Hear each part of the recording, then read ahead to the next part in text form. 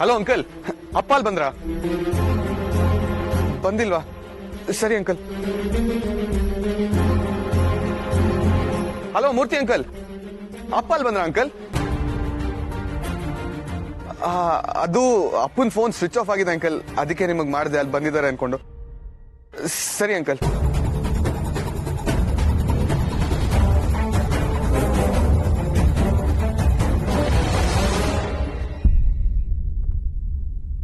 ನಿಜವಾದ ಪ್ರೀತಿ ಸಿಗ್ಲಿ ಸಿಗದೆ ಹೋಗ್ಲಿ, ಮನ್ಸಲ್ಲಿ ಬರೋ ಮಾತು ಒಂದೇ, ನಾವು ಪ್ರೀತಿಸಿದವರು ಎಲ್ಲೇ ಇದ್ರು ಚೆನ್ನಾಗಿರ್ಲಿ ಅಂತ.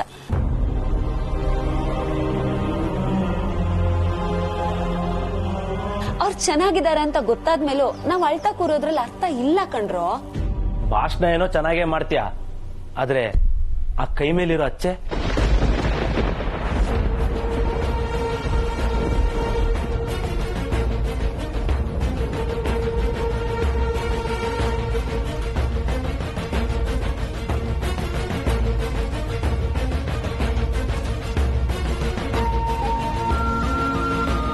ನೀನ್ ನೋಡ್ತಿದ್ರೆ ಕೈ ಮೇಲಿನ ಹೆಸರು ರುದ್ರದಲ್ಲೇ ಅಚ್ಚ ಹಾಕಿಸ್ಕೊಂಡಂಗ ಐತೆ. ಅವ್ರು ಯಾವತ್ತಿಗೂ ನಿನ್ ಜೊತೆಗೇ ಇರ್ಲಿ.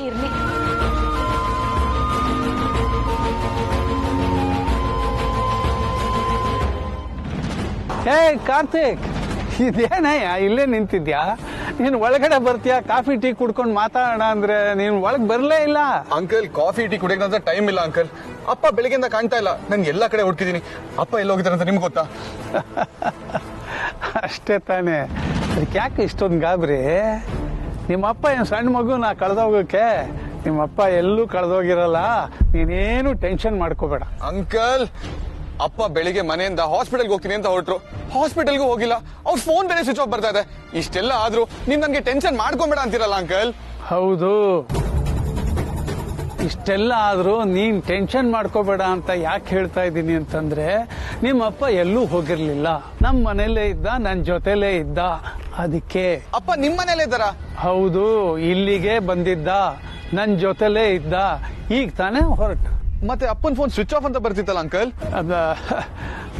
ಅಲ್ಲಪ್ಪ, ನಾವು ಹಳೆ ಗೆಳೆಯರು, ಅಪರೂಪಕ್ಕೆ ಮಾತಾಡುವಾಗ ಫೋನಿಂದ ಡಿಸ್ಟರ್ಬ್ ಯಾಕಾಗ್ಬೇಕು ಅಂತ ನಾನೇ ಫೋನ್ ಆಫ್ ಮಾಡಿ ಇಡು ಅಂತ ಹೇಳಿದ್ದೆ.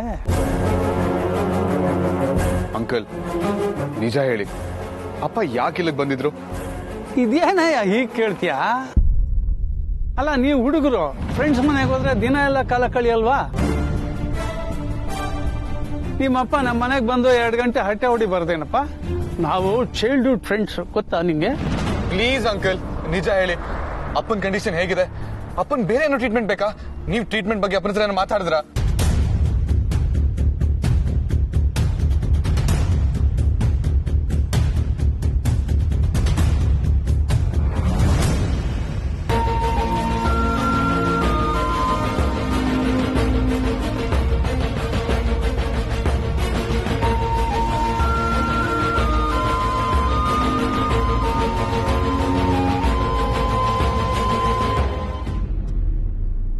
ಇದು ಕಣ್ಣಿಗೆ ಕಾಣುತ್ತೆ ಅಂತ ನಿಮ್ ವಾದ.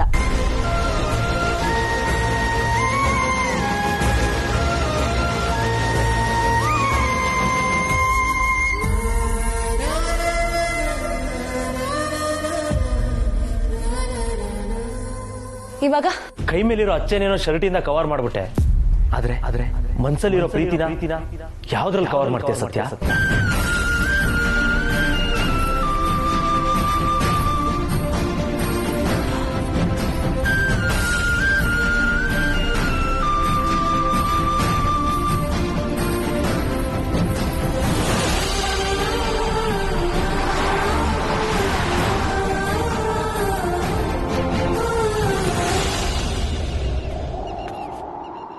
ಟ್ರೀಟ್ಮೆಂಟಾ? ಯಾವ ಟ್ರೀಟ್ಮೆಂಟ್ ಬಗ್ಗೆ ಮಾತಾಡ್ತಾ ಇದ್ಯಾ ನೀನು? ನಿಮ್ಮಪ್ಪನ ಟ್ರೀಟ್ಮೆಂಟ್ ಕೊಡಕ್ಕೆ ಏನೋ ಆಗಿದೆ. ಅವನಿಗೆ ವಯಸ್ಸಾಗಿರ್ಬೋದು, ಆದ್ರೆ ನಿನಗಿಂತ ಸ್ಟ್ರಾಂಗ್ ಆಗಿ ಹೆಲ್ತಿ ಆಗಿ ಇದ್ದಾನೆ. ಸುಮ್ನೆ ಏನೇನೋ ಮಾತಾಡ್ಕೊಂಡು ತಲೆ ಕೆಡ್ಸ್ಕೋಬೇಡ. ಬಾ, ಕಾಫಿ. ಅಂಕಲ್, ಅಪ್ಪ ಸ್ಟ್ರಾಂಗ್ ಆಗಿದ್ದಾರಾ? ಹೆಲ್ತಿ ಆಗಿದ್ದಾರಾ? ಹಾಗಿದ್ರೆ ಹೋಟೆಲ್ ಅಲ್ಲಿ ಹುಷಾರಾಗಿರು ಅಂತ ಯಾಕೆ ಹೇಳಿದ್ರಿ? ಪದೇ ಪದೇ ಟ್ರೀಟ್ಮೆಂಟ್ ತಗೋ, ಟೆಸ್ಟ್ ಮಾಡಿಸ್ಕೊಂತ ಯಾಕೆ ಫೋನ್ ಮಾಡ್ತೀರಾ?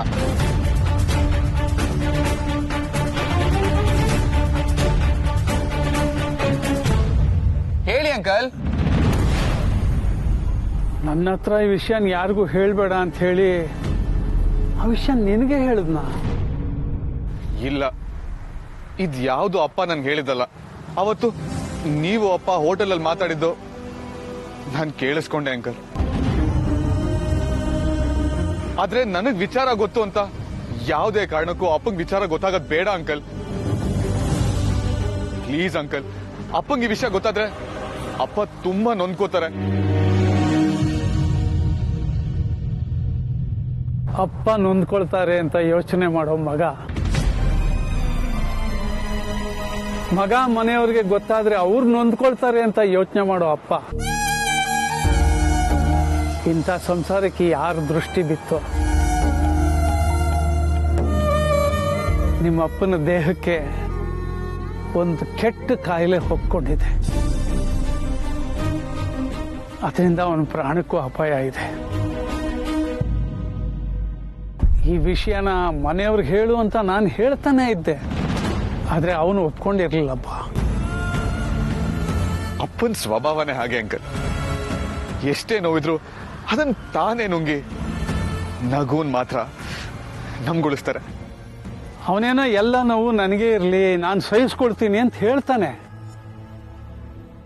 ಆದ್ರೆ ಅವನಿಗಾಗಿರೋ ನೋವು, ಅವನಿಗಾಗಿರೋ ತೊಂದರೆನ ಅವನಿಗೆ ಬಿಡಿಸಿ ಹೇಳೋದಕ್ಕೆ ನನಗೂ ಮನಸ್ಸಾಗಿರ್ಲಿಲ್ಲ.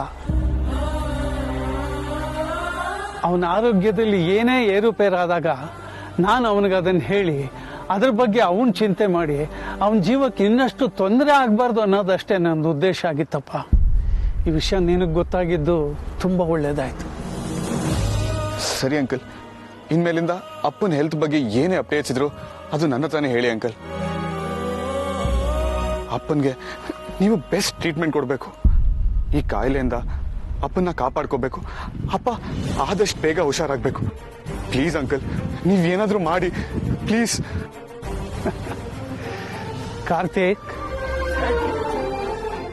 ನೀನು ನಿಮ್ಮ ತಂದೆನ 27-28 ವರ್ಷದಿಂದ ನೋಡ್ತಾ ಇರಬಹುದು. ಆದ್ರೆ ನನಗೆ ಬುದ್ಧಿ ಬಂದಾಗಿಂದಲೂ ಅವನನ್ನು ನೋಡ್ತಾ ಇದ್ದೀನಿ. ಅವನನ್ನು ಕಾಪಾಡಬೇಕು ಅನ್ನೋದೇ ನನ್ನ ಉದ್ದೇಶ. ಅವನು ನಿನ್ನ ಮದುವೆ ಬಗ್ಗೆ ತುಂಬಾ ಕನಸುಗಳನ್ನು ಕಟ್ಕೊಂಡಿದ್ದಾನೆ. ಆ ಮದುವೆ ಓಡಾಟದ ನೆಪ ಹೇಳಿ ಯಾವುದೇ ಟೆಸ್ಟ್ಗಾಗ್ಲಿ ಟ್ರೀಟ್ಮೆಂಟ್ಗಳಿಗಾಗ್ಲಿ ಅವನು ರೆಸ್ಪಾಂಡ್ ಮಾಡ್ತಾ ಇಲ್ಲ. ನಿನ್ನ ಮದುವೆ ಅವನು ಅಂದ್ಕೊಂಡಾಗೆ ಆದಷ್ಟು ಬೇಗ ಚೆನ್ನಾಗಿ ಅದ್ದೂರಿಯಾಗಿ ನಡೆದು ಬಿಟ್ರೆ ಅವನಿಗೆ ಅದೇ ದೊಡ್ಡ ಸಮಾಧಾನ. ಅದೇ ಅವನಿಗೆ ಟ್ರೀಟ್ಮೆಂಟ್. ಅವನು ಹೇಳಿದ್ದಾನೆ, ಮದುವೆ ಆದಮೇಲೆ ನೀನು ಹೇಳ್ದಾಗೆ ನೀನು ಹೇಳಿ ಟ್ರೀಟ್ಮೆಂಟ್ ಎಲ್ಲ ತಗೊಳ್ತೀನಿ ಅಂತ. ಅದಕ್ಕೆ ಆದಷ್ಟು ಬೇಗ ನಿನ್ನ ಮದುವೆ ನಡಿಬೇಕು. ಅದು ನಿಮ್ಗಳ ಜವಾಬ್ದಾರಿ. ನಡೆಯುತ್ತೆ ಅಂಕಲ್, ಅಪ್ಪ ಅನ್ಕೊಂಡಂಗೆ ನನ್ನ ಮಧ್ಯೆ ನಡೆಯುತ್ತೆ.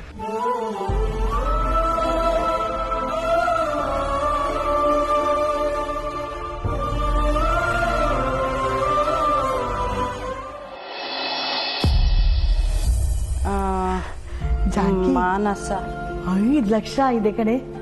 ಅತ್ತೆ, ಅದನ್ನ ಒಡವೆ ಅವನಿಗೆ ಕೊಡ್ಬೇಕು. ಇಷ್ಟುನು? ಹ್ಞೂ. ಅಯ್ಯೋ, ಇದನ್ನೆಲ್ಲ ಅವನಿಗೆ ಕೊಟ್ಬಿಟ್ರೆ ಜವಳಿಗೇನೆ ಮಾಡ್ತೀಯಾ?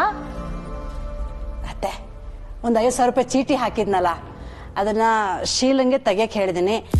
ಗೌರ್ಮೆಂಟ್ ಬಿಟ್ಟು ಒಂದು 45,000 ರೂಪಾಯಿ ಸಿಗುತ್ತೆ ಅತ್ತೆ. 45,000 ಬರುತ್ತೆ ಅತ್ತೆ. ಚೆನ್ನಾಗಿ ಹೇಳ್ದೆ. ನಿನ್ ಮಗಳು ಶ್ರೀನಿವಾಸ ಕಲ್ಯಾಣೋತ್ಸವಕ್ಕೆ 50,000 ರೂಪಾಯಿ ಸೀರೆ ಬೇಕು ಅಂತ ತೆಗೆಸ್ಕೊಂಡ್ಲು. ಇನ್ನು ಆ ಮನೆ ಮಂದಿಗೆಲ್ಲ 45,000 ರೂಪಾಯಿ ಮದುವೆ ಜೋಡಿ ತರಕಾಗುತ್ತೇನೆ? ಅದು ನಿಜಾನೇ ಅತ್ತೆ. ಸುಶೀಲಾ ಬಾಯ್ ಬಿಟ್ಟು ರೇಷ್ಮೆ ಸೀರೆನೇ ಬೇಕು ಅಂತ ಕೇಳಿದಾಳೆ. ಅವಳಿಗೆ ಏನಿಲ್ಲ ಅಂದ್ರೆ ಒಂದು 8,000 ರೂಪಾಯಿ ಸೀರೆ ಆದ್ರೂ ಕೊಡಿಸ್ಬೇಕು. ಇನ್ನು ಧಾರೆಗೆ ಭಾವ ಬೇರೆ ಕೂತ್ಕೊಳ್ಳೋದ್ರಿಂದ ಅವ್ರಿಗೂ ರೇಷ್ಮೆ ಪಂಚೆ ಕೊಡಿಸ್ಲೇಬೇಕು ಅತ್ತೆ. ಅವನ್ಗೆ ಯಾಕೆ ರೇಷ್ಮೆ ಪಂಚೆ? ಒಂದ್ ಮಲ್ ಪಂಚೆ ಕೊಡಿಸಿದ್ರೆ ಸಾಕು ಬಿಡು. ಅತ್ತೆ, ಅದ್ ಹೇಗಾಗತ್ತೆ? ಧಾರೆ ಕೂತ್ಕೊಳ್ಳೋದು ಅವರೇ ಅಲ್ವಾ, ಒಂದ್ ರೇಷ್ಮೆ ಪಂಚೆ ಕೊಡಿಸ್ಲೇಬೇಕು. ಎಷ್ಟಾಗುತ್ತೋ ರೇಷ್ಮೆ ಪಂಚೆಗೆ? ಒಂದ್ 4,000 ಆಗುತ್ತೆ.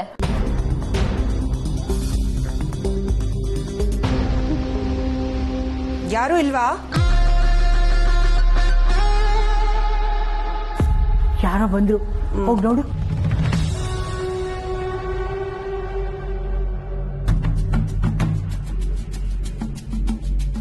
ಓಹ್, ನೀವಾ? ಬನ್ನಿ, ಒಳಗೆ ಬನ್ನಿ.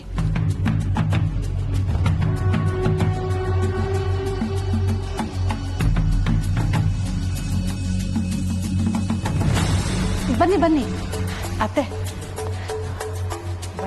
ಬಾಮ್ಮ ಕುತ್ಕೋ, ಸೋಫಾದ ಮೇಲೆ ಕುತ್ಕೊಂಬ. ಕೂತ್ಕೊಳ್ಳಿ. ದಿವ್ಯಾ, ನಿಮ್ಮ ಅತ್ತಿಗೆ ಬಂದಿದ್ದಾರೆ ಕಣೆ.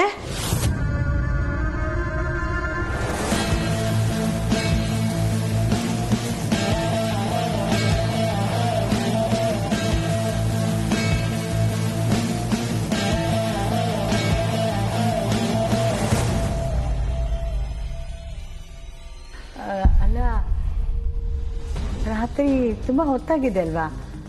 ಏನಾದ್ರು ಹೇಳ್ಬೇಕಿತ್ತಾ? ಓ, ಇಷ್ಟ ಹೊತ್ತಲ್ಲಿ ಬಂದಿದೀವಿ ಅಂತ ಯೋಚನೆ ಮಾಡ್ತಿದ್ದೀರಾ? ಏನ್ ಮಾಡೋದು, ಕೆಲವು ಸಂಬಂಧಗಳು ಮಾಡಿದ್ಮೇಲೆ ಹೊತ್ತಿಲ್ಲದ ಹೊತ್ತಲ್ಲಿ ಅಲಿಬೇಕಾಗತ್ತೆ ಅಲ್ವಾ?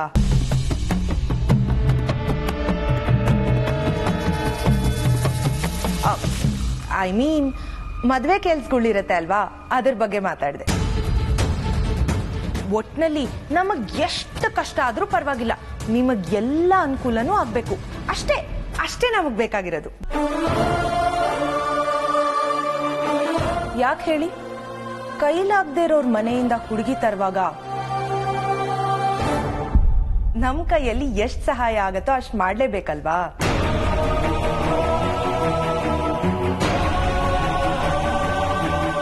ಎನಿವೇ, ಇವ್ರ ಹೆಸರು ಮಾನ್ಸ. ನಮ್ಮನೆಯಲ್ಲಿ ಎಲ್ರಿಗೂ ಡ್ರೆಸ್ಸಸ್ಸು ಬ್ಲೌಸಸ್ಸು ಡಿಸೈನ್ ಮಾಡೋದು ಇವ್ರೇನೆ. ಓ, ಟೈಲರಾ?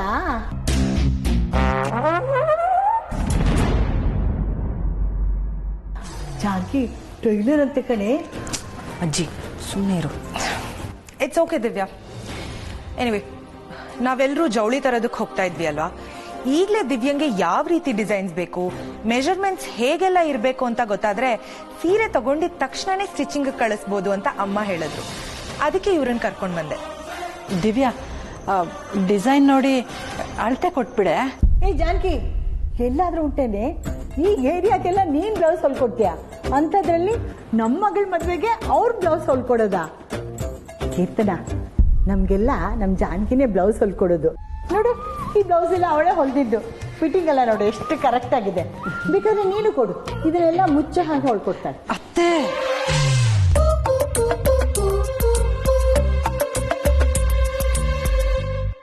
ಸುಮ್ನೆ ಅಳತೆ ತಗೊಂಡು ಹೇಗ್ ಬೇಕೋ ಹಾಗೆ ಹೊಲಿಯೋದಕ್ಕೆ ನಾಳೆ ನಾವ್ ತಗೊಂಡ್ ಬರೋದಕ್ಕೆ ಹೋಗ್ತಿರೋದು ಗೋಣಿ ಚೀಲನಲ್ಲ, ಲಕ್ಷಾಂತರ ರೂಪಾಯಿ ಬೆಲೆ ಬಾಳೋ ಸೀರೆ. ಆನೆ ದೇಹಕ್ಕೆ ಆಡಿನ ಮರಿ ತಲೆ ಇಟ್ರೆ ಹೇಗಿರತ್ತೆ? ಸೂಟ್ ಆಗಲ್ಲ ಅಲ್ವಾ? ಅದಕ್ಕೆ ನಾವ್ ತರೋ ಕಾಸ್ಟ್ಲಿ ಸೀರೆಗಳಿಗೆ ಇವ್ರು ಹೊಲಿಯೋ ಕಾಂಜಿ ಪಿಂಜಿ ಡಿಸೈನ್ಸ್ಗಳು ಸೂಟ್ ಆಗಲ್ಲ. ಅದಕ್ಕೆ ನಾನು ಇವ್ರನ್ನ ಕರ್ಕೊಂಡ್ ಬಂದಿರೋದು. ಮಾನ್ಸ, ನೀನ್ ತಂದಿರೋ ಡಿಸೈನ್ಸ್ ಎಲ್ಲ ಇವ್ರಿಗೆ ತೋರ್ಸು. ಯಾವ್ದು ಬೇಕೋ ಅದನ್ನ ಸೆಲೆಕ್ಟ್ ಮಾಡ್ಕೊಳ್ಳಿ. ಯೋಯುಗು, ನಿಂಗೆ ಯಾವ್ದು ಬೇಕೋ ಅದನ್ನ ಸೆಲೆಕ್ಟ್ ಮಾಡ್ಕೊ.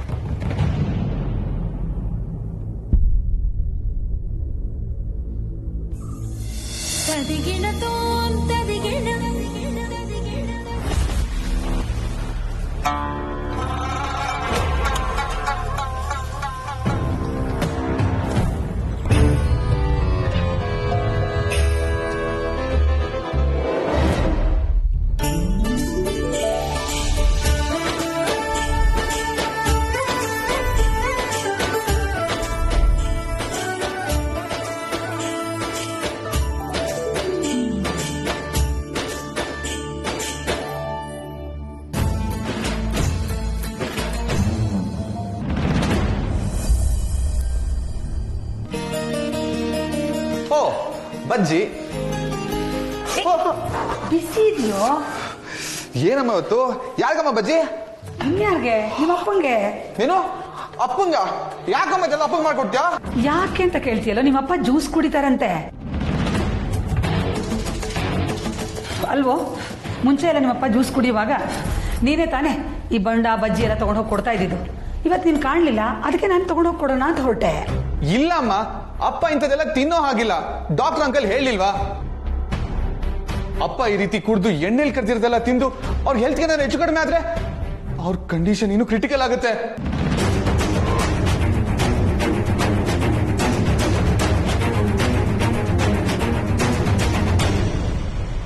ಕಾರ್ತಿಕ್, ಏನೋ ಹೇಳ್ತಿದ್ಯಾ? ಅಮ್ಮ, ಅದು ನಾನು ಹೇಳಿದ್ದೇನು ಅಂದ್ರೆ, ಡಾಕ್ಟರ್ ಅಂಕಲ್ ಏನೋ ಹೇಳಿದ್ರು ಅಂದಿಯಲ್ಲ, ಅದನ್ನ ಹೇಳು. ಅದೇ ಅಮ್ಮ, ಮುಕುಂದ್ ಅಂಕಲ್ ರೀಸೆಂಟ್ ಆಗಿ ಸಿಕ್ಕಿದ್ರು. ಅಪ್ಪನ್ಗೆ ಇತ್ತೀಚೆಗೆ ಸುಸ್ತು ಆಯಾಸ ಅಂತ ಹೇಳ್ತಿದ್ರಲ್ಲ, ಈ ವಯಸ್ಸಲ್ಲಿ ಎಣ್ಣೆಲ್ ಕರ್ದಿರೋ ಪದಾರ್ಥಗಳು, ಆಯಿಲಿ ಫುಡ್ ಎಲ್ಲ ಕೊಡಬೇಡಿ ಅಂತ ಹೇಳಿದ್ದಾರೆ. ಅದೇ ಮದ್ವೆ ಹತ್ರ ಬರ್ತಾ ಇದೆ, ಮದ್ವೆ ಟೈಮಲ್ಲಿ ಆರೋಗ್ಯ ಹಾಳು ಮಾಡ್ಕೊಂಡು ಓಡಾಡಕ್ ಆಗದೆ ಹೋದ್ರೆ ಕಷ್ಟ ಅಂತ ಅಷ್ಟೇಮ್ಮ. ಅಬ್ಬಾ, ಹೀಗೆ ಹೇಳಿದ್ಯೇನೋ? ಹೇಳೋದನ್ನ ಸರಿಯಾಗಿ ಹೇಳಬೇಕು ತಾನೆ. ಇನ್ನೊಂದ್ಸತಿ ಏನಾದರೂ ಕ್ರಿಟಿಕಲ್ಲು, ಅದು ಇದು ಮಣ್ಣು ಮಸಿ ಅಂತ ಹೇಳಿದ್ರೆ ಕಾಲು ಮುರಿದು ಕೈ ಕೊಡ್ತೀನಿ ನೋಡು. ನನ್ನ ಉಸಿರೇ ನಿಂತು ಹೋಗಿತ್ತು ಒಂದು ಕ್ಷಣ. ಇಲ್ಲಮ್ಮ, ಮದ್ವೆ ಟೈಮ್ ಅಲ್ವಾ, ಅದಕ್ಕೆ ಮನೆಯವರು ಎಲ್ಲರೂ ಖುಷಿಯಾಗಿ ಓಡಾಡ್ಕೊಂಡಿರ್ಬೇಕು ಅಂತ ಡಾಕ್ಟರ್ ಅಂಕಲ್ ಹಾಗೆ ಹೇಳಿದ್ದಾರೆ ಅಷ್ಟೇ. ಆಯ್ತು ಕಣ, ಇನ್ಮೇಲೆ ಅವ್ರು ಜ್ಯೂಸ್ ಅಲ್ಲ, ಏನು ಕುಡಿಯಕ್ಕೆ ಕೇಳಿದ್ರು ಅಳದು ತೂಗಿ ಕಾಯಿಸಿ ಆರಿಸಿ ಕೊಡ್ತೀನಿ, ಆಯ್ತಾ? ಸರಿ ಅಮ್ಮ. ಅಮ್ಮ, ಮದ್ವೆ ಕೆಲಸಗಳು ಏನೇ ಇದ್ರು ಅದನ್ನ ನನಗೆ ಹೇಳಿ. ಅಪ್ಪನಿಗೆ ಯಾವುದೇ ರೀತಿ ಟೆನ್ಷನ್ ಕೊಡಕ್ಕೆ ಹೋಗ್ಬೇಡಿ. ಆಯ್ತು ಕಣ, ನೀನು ಇಷ್ಟಪಟ್ಟು ಮದುವೆ ಕೆಲಸಗಳನ್ನ ಮಾಡ್ತೀನಿ ಅಂತ ಹೇಳ್ತಿದ್ಯಲ್ಲ, ಅದೇ ನನಗೆ ಸಂತೋಷ ಆಗ್ತಾ ಇದೆ. ಸರಿ ಸರಿ, ಊಟಕ್ಕೆ ಬಡಿಸ್ತೀನಿ ಬಾ.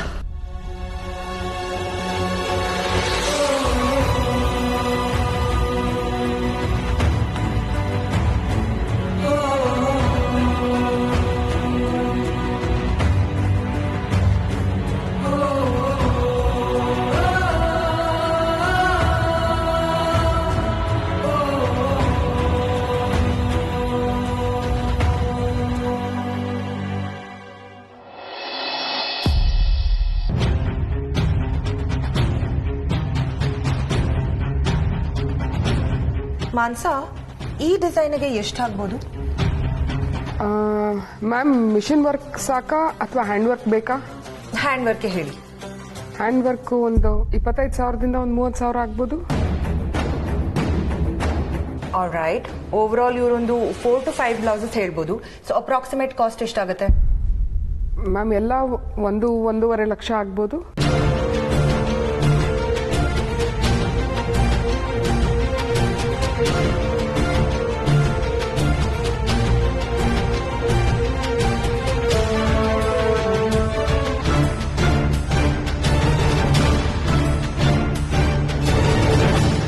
ಈಗ ಗೊತ್ತಾಯ್ತಾ? ಈ ಪ್ರೈಸ್ ಎಲ್ಲ ನಾವು ಬರೀ ಡಿಸೈನ್ಗೆ ಅಂತ ಸ್ಪೆಂಡ್ ಮಾಡ್ತೀವಿ, ಆದರೆ ನಿಮಗೆ ಎನಿವೆ ಇದನ್ನೆಲ್ಲ ನೀವು ಕಂಪೇರು ಮಾಡೋಕ್ಕಾಗಲ್ಲ, ಅಫೋರ್ಡು ಮಾಡೋಕ್ಕಾಗಲ್ಲ.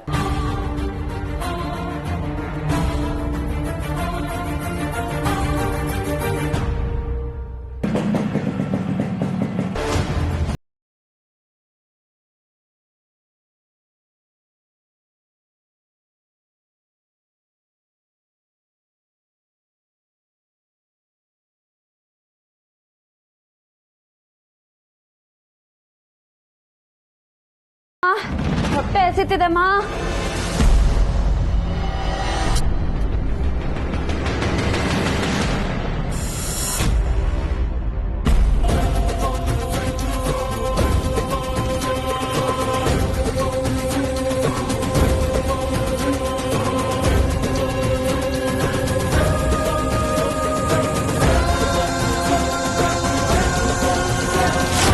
ಅಮ್ಮ, ಯಾರೋ ಬಂದ್ರು ಅನ್ಸುತ್ತೆ, ಹೋಗ್ ನೋಡು.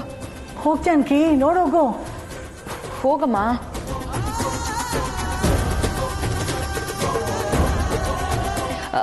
ಈ ಭಿಕ್ಷುಕರಿಗೆ ಹೊತ್ತು ಗೊತ್ತುನೇ ಇರಲ್ಲ, ಯಾವಾಗ ಬೇಕೋ ಅವಾಗ ಬಂದು ಭಿಕ್ಷೆ ಬಿಡ್ತಾರೆ ಅಲ್ವಾ ಅಜ್ಜಿ? ಸತ್ಯ, ಮೆತ್ತಗೆ ಮಾತಾಡಿ. ಬೀಗ್ರು ಮನೆಯವ್ರು ಬಂದಿದ್ದಾರೆ.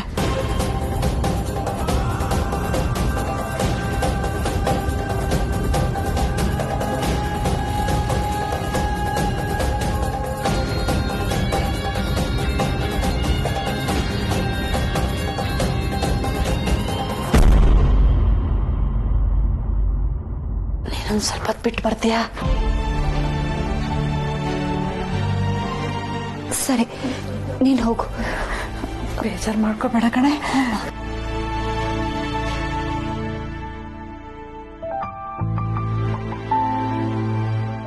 ಅಮ್ಮ, ಕಳಿಸ್ ಬಂದ್ಯಾ? ಹ್ಞೂ ಕಣೆ. ಪರವಾಗಿಲ್ವೇ, ನಿಮ್ಮನೆಗೂ ಭಿಕ್ಷುಕರು ಬರ್ತಾರ?